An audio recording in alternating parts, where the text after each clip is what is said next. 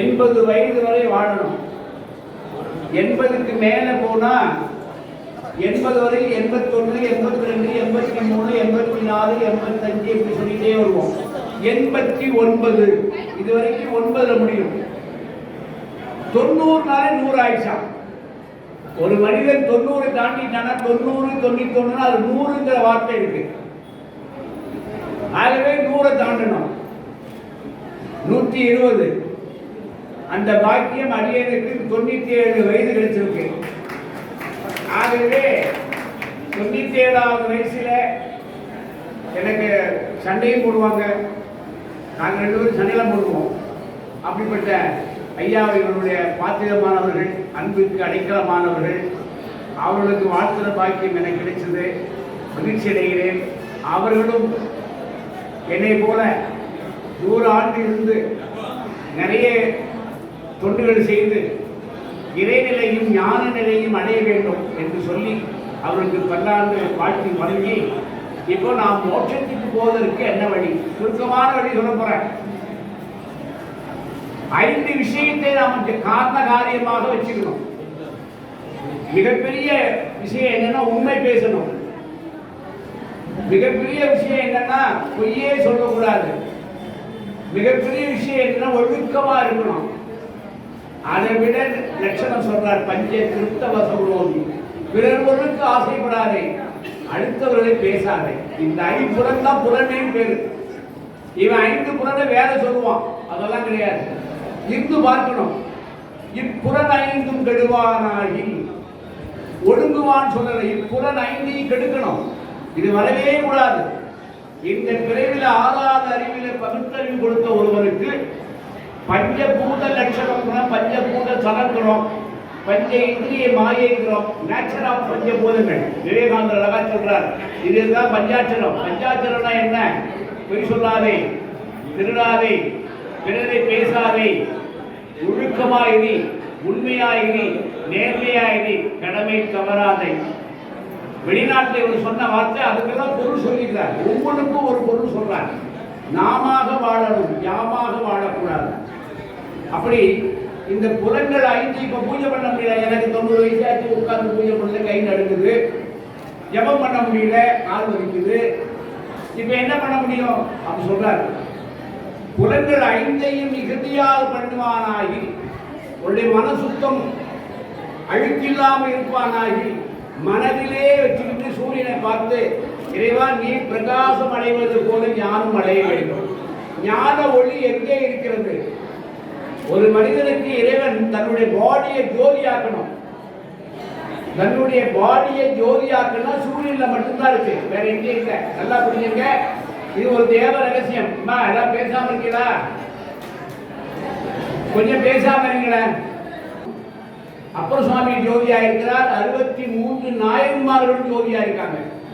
இந்த ஜோதி ஆகுவதற்கு எதுல ரகசியம் இருக்குன்னா, சூரியனுடைய மையக்கோளான அந்த லென்ஸை, அந்த சூரிய ஒளியை நம் கண்ணால பார்த்துட்டால் நம்முடைய பாடி ஜோதியாக மாறும். அதான் ஜோதி சுடர் சுடலேங்கிறாங்க.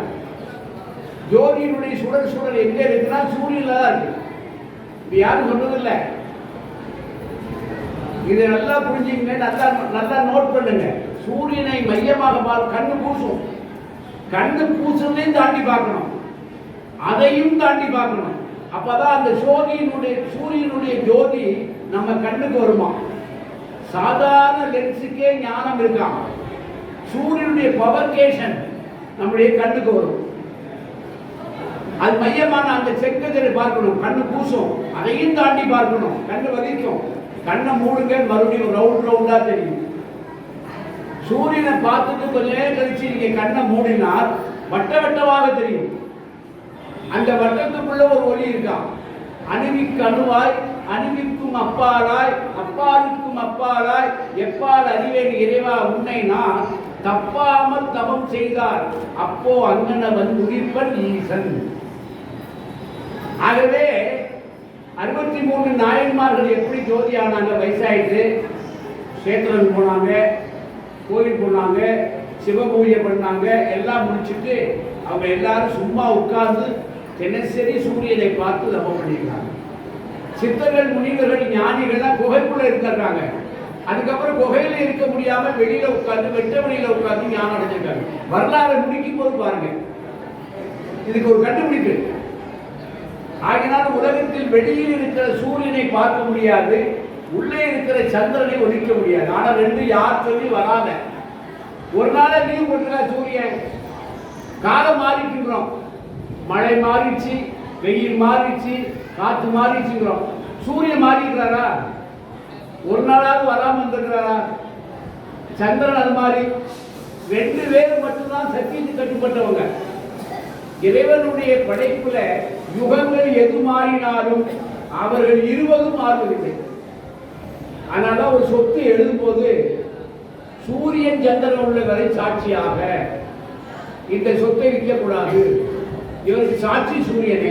சூரியன் என்னைக்கு இல்லையா அன்னைக்கு இந்த சொத்து இல்லை. யாராவது ஒரு சத்தியம் பண்ணா சூரியனை நமஸ்காரம் பண்ணி சத்தியம் பண்ணணும். உங்க கல்யாணத்துல ஒரு சத்தியம் வாங்கிட்டாங்க தெரியுமா? அம்மி மேல காலை வச்சு எதை பார்ப்பிய? அருந்ததி பார்க்கணும். அதெல்லாம் சம்பிரதாயம் இல்லை. அன்னைக்கு நீ கண்ணை பார்த்தாதான் அந்த கண்ணுல ஒளி வந்து அந்த ஒளி உனக்கு கருவின் உயிரை கொடுக்கும். எவ்வளவு சயின்ஸ் பாருங்க. அம்மி ஏன் இருக்கிறான்? நீண்ட கல் அரைபடுவது போல உன் வாழ்க்கையை அரைக்க வேண்டும். யார் கல்? அம்மி. பெண் அம்மி. புலவி யாரு? கணவன். இருவரும் ஒருவருக்கு ஒருவர் மாற்றுப்படாமல் வாழ்ந்து காட்டணுமா? அம்மி இருக்கிறது. அதுல என்ன போடுறாங்க? அம்மி மிதிக்கும் போது என்ன போடுவாங்க? காலில் மிட்டி போடுவாங்க. ஏன் இது ரெண்டாவது வரல போடுறாங்க? சொல்லுங்க பார்க்கலாம். யாராவது சொல்லுங்க. 100 ரூபாய் தரேன். மெட்டி காலில் போடுறது எதுக்காக? சூரியனை பார்க்க சொல்லிட்டேன். அம்மி என்பது ஆண், பெண். குழவி என்பது ஆண். வாழ்க்கை என்பது இப்படி அரைச்சிக்கிட்டே இருக்கும். அது மாதிரி இனிமே இருவரும் ஒருவாறாக இருக்க வேண்டும். ஒருவர் ஒருவர் பிரியாம வாழக்கூடாது. குழந்தை தனியா வச்சு பார்க்க கூடாது. பெண்கள் அம்மியை தனியா பார்க்க கூடாது. ரெண்டையும் ஒன்னா வச்சுதான் பார்க்கணும். யார் வீட்லையும் கீழே தூக்கி வச்சிடாதீங்க. அம்மி குழவி கீழே வைக்க கூடாது. அது மேல மிதிக்கிறோம், இடையில எந்திரிச்சிடாதீங்க. அன்னைக்கு ஒரு நாள் தான் மிதிக்கலாம். இந்த கணவன் என்னை தொடுவதற்கு தகுதி உடையவன். அந்த ஆண்மகன் இந்த பெண்ணை நான் தொட்டிருக்கேன், இது யாரும் தொட தகுதி இல்லை என்பதற்கு தான் அந்த அம்மியை அறுத்தறி மிதிக்கிறது. அப்ப என்ன போடுறாங்க? கார்ல ஒரு வெட்டி போடுறாங்க. அது என்ன சதுரமா இருக்கா? எப்படி இருக்கு? ரவுண்டா இருக்கு. ரெண்டாவது வரலமா உயிர் செல்லினுடைய கேண்ட் இருக்கு. குழந்தை பிறக்கிற நரம்பு அங்கதான் இருக்கு. அதுக்கு தான் இன்று முதல் அந்த நரம்பை இறுக்கி பிடிக்கிறது. அன்னைக்கு அம்மியில வச்சு இந்த கணவன் இந்த மனைவிக்கு அந்த மிஞ்சியை போடுறது. அது இறுகின்றால் நரம்பு வழியாக கர்ப்பப்பையினுடைய சாணம் திறக்குமா? சயின்ஸ் தான். கணவன் இருந்த பிறகு அதை கழட்டிடுறோம். இனி எதுவும் நடக்கக்கூடாது. சயின்ஸ் இல்லாம எதையும் கண்டுபிடிக்கல. ஆகவே காரணம் உண்டு. அப்போது நீ சூரியனை பார்.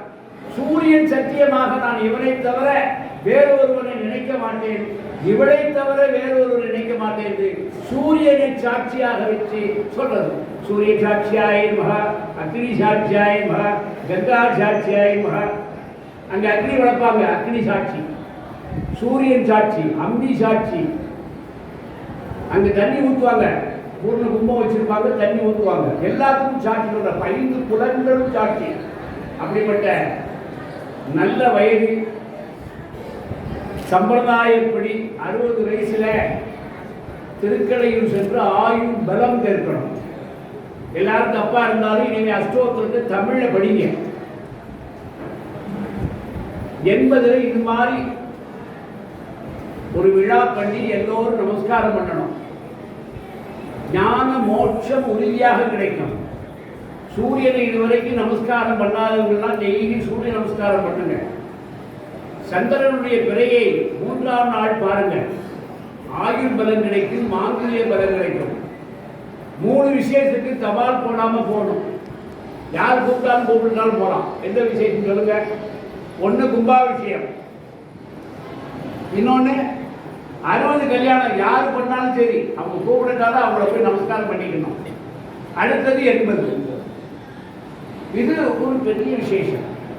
அப்படி எல்லாரும் தீர்க்க ஆயுசாகவும் தீர்க்க சுமங்கலியாகவும் சௌபாக்கியமா இருக்கிறதுக்கு தான் பெண்கள் நீங்க நமஸ்காரம் பண்ணும்போது வேற எதுவும் கேட்டு பண்ணாங்க. உங்களுக்கு 80 நடப்பது போல எனக்கு 80 நடக்கணும், உங்களுக்கு ஆயுள் பலமா போல எங்களுக்கும் ஆயுள் பலமா இருக்கணும். இது பெண்கள். ஆண்கள் என்ன கேட்கணுமா? ஞான பிறையினுடைய நிலையை அடையணும் கேட்கணுமா?